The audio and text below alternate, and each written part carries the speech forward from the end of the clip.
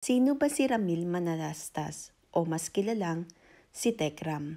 Sa mga hindi nakakilala sa kanya, isa siyang hinahangaan sa larangan ng YouTube dahil sa content niyang pagpapaabot ng pagmamahal sa mga taong nangangailangan ng tulong.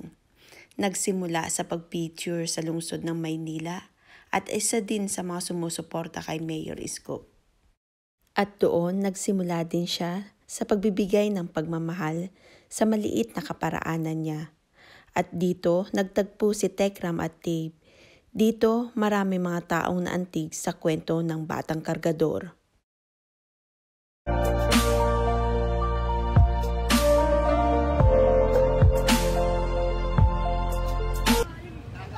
Ilan taong ka na, Dave?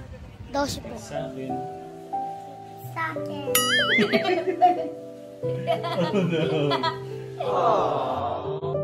Hello guys, kamusta po kayo? Sana po nasa mabuti po kayong kalagayan. At magpapasalamat lang po ako sa nagbigay po sa akin ng pagmamahal. At bago ko po kayo pasalamatan, magkukwentuhan ko po muna kayo sa akin po pag-aaral.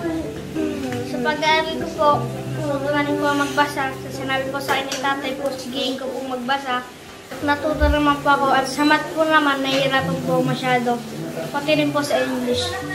Pero po masyado naman po marunong. Sa mga nangangamusta po sa akin, okay lang naman po kami ni Luis, saka po si Calvin, mas lalo na po si Baby Vincent. So nagmamahal po sa akin at pagmamahal pa po sa akin, maraming salamat po.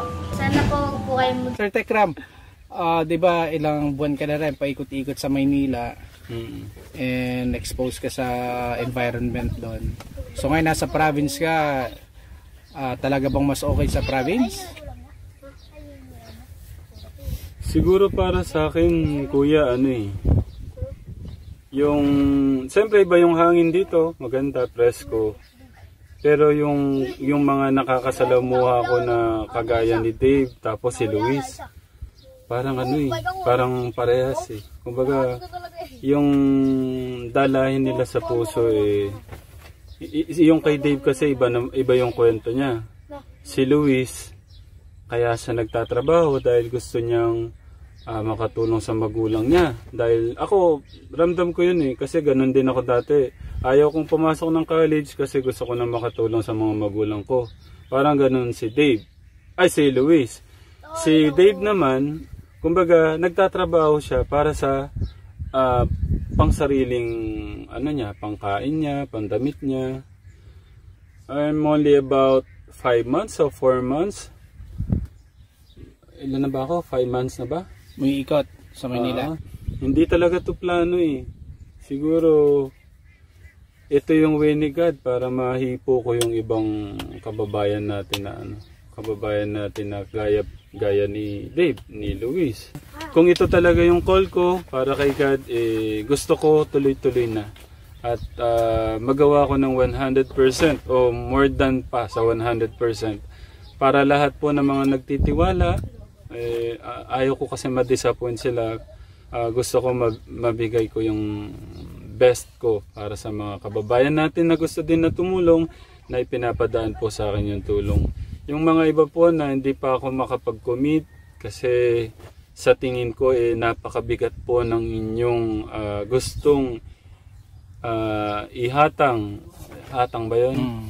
O basta ihatang na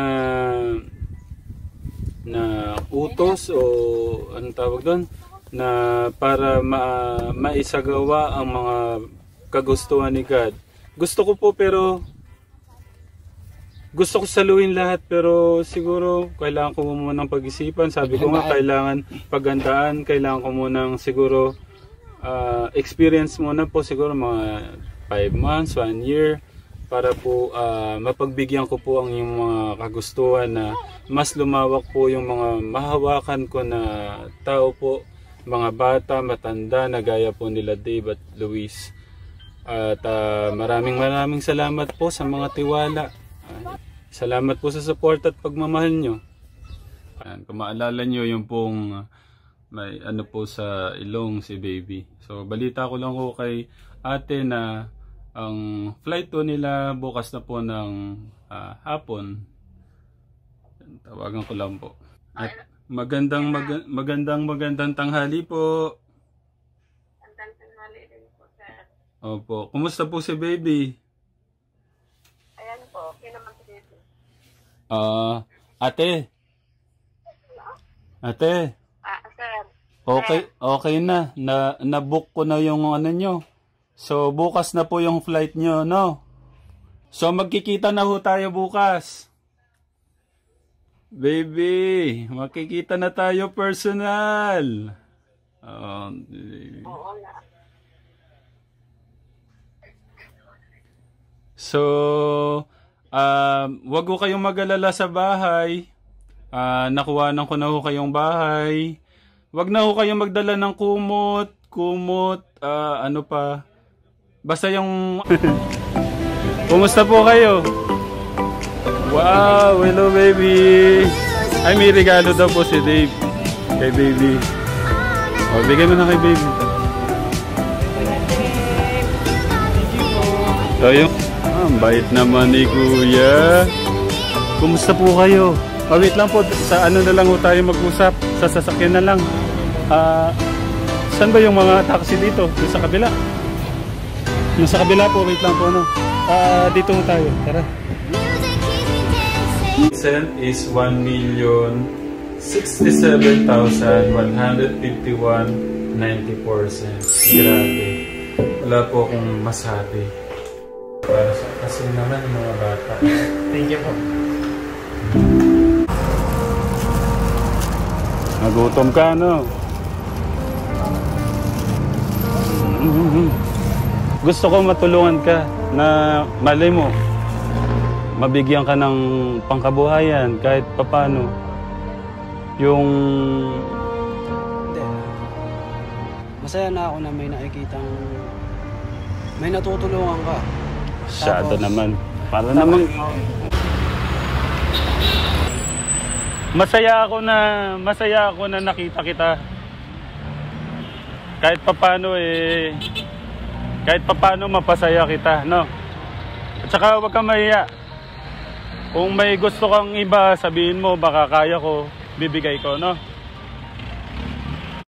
Bakit nga ba maraming nagmamahal at humahanga kay Tekram na kahit ako ay na-amaze sa dedikasyon sa pagtulong niya? Oo, marami siyang naabutan ng tulong at sa tulong na din ng mga Tekram sponsor at Tekram family. Tinutulong sa magulang mo? Anong gusto mong bilhin natin sa magulang mo? Ito, ginagawa mo ba to para sa mga magulang mo? Ayaw mo mag-aral dahil ba sa hirap ng buhay?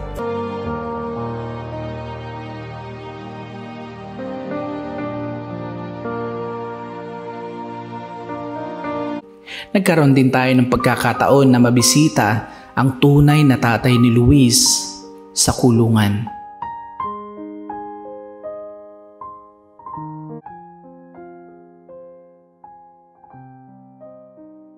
Ko ang sigaw ng paghingi niya ng tulong. Mag-isa na lang sa buhay si Nanay Luz Biminda at nabubuhay na lang siya sa pangangalakal. At sobrang nawasak ang puso ko sa kanyang kalagayan. Anya, mas pipiliin na lang niya na lamnan ang kumakalam niyang sikmura at tiisin na lang makita ang kanyang sira-sirang bahay kasama ng nakasusulasok na amoy nito. Nung kami makauwi na sa bahay, hindi mawaglit sa isip ko si Nanay at sobrang nadudurog ang puso ko. Kaya sa sumunod na araw ay binalikan ko agad si Nanay para kahit papano'y mapaayos ang kanyang munting tahanan at maayos ang kanyang pamumuhay. Isang kwentong ating kapulutan ng aral na tayo'y makinig sa pintig ng ating puso na tumulong sa ating mga kababayan. Papasalamat na lang po ako sa inyo. Pero nakakamangha lang kung paano siya magmahal sa mga kababayan natin. Lalong-lalo na kina Dave, Baby Vincent, Luis, Melvin at Nanay Luz na buong puso niyang kinuha at inaruga. Hindi lang panibagong buhay o pag-asa, kundi ng isang tahanan na punong-puno ng pagmamahal. Saludo ako sa iyo, Tatay Tekram, at sa Manalastas family. Dahil sa gininto ang puso nyo, ang lagi mo nga sinasabi, sana maulanan ka para dumami ang isang katulad mo. Kaya suportahan po natin si Tekram sa kanyang misyon sa pagtulong sa ating mga kababayan. Maraming salamat po. Wala na daw. Wala na talaga magagawa. Payag naman ako na dito. Dito na ako. Kaya...